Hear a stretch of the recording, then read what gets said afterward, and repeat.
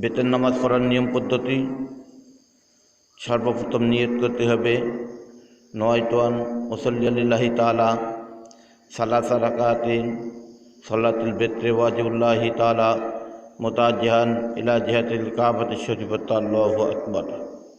যারা আরবিতে নিয়ত করতে পারবে আরবিতে নিয়ত করবেন, যারা আরবি জানেন না বাংলায় নিয়ত করতে হবে যে আমি 3 রাকাত ওয়াজিব বেতন নামাজ কিবলামুখ হয়ে আল্লাহর হস্তে আদায় করতেছি। আল্লাহু আকবার।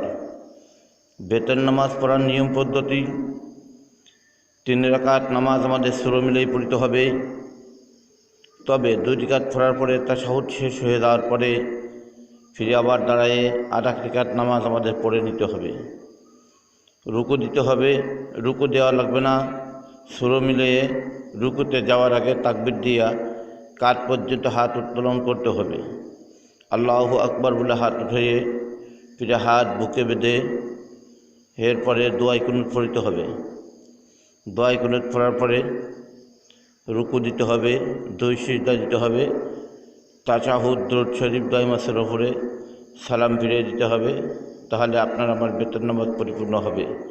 বেতন নামাজের ভিতরে যদি আমরা দোয়াই কুনুত পড়তে না পারে তাহলে আমাদের বেতন নামাজ হবে না। এই বেতন নামাজের পরিবর্তে অন্য নামাজ নফল নামাজ পড়ে নিতে হবে। বেতন নামাজের শর্ত হচ্ছে দোয়াই কুনুত আমাদের মুখস্থ করতে হবে। যারা দোয়াই কুনুত পড়তে পারেন না, আপনারা দোয়াই কুনুত শেখার জন্য যারা দোয়াই কুনুত পড়তে পারে তাদের কাছ থেকে দোয়াই কুনুতটা শিক্ষা করে নিতে হবে।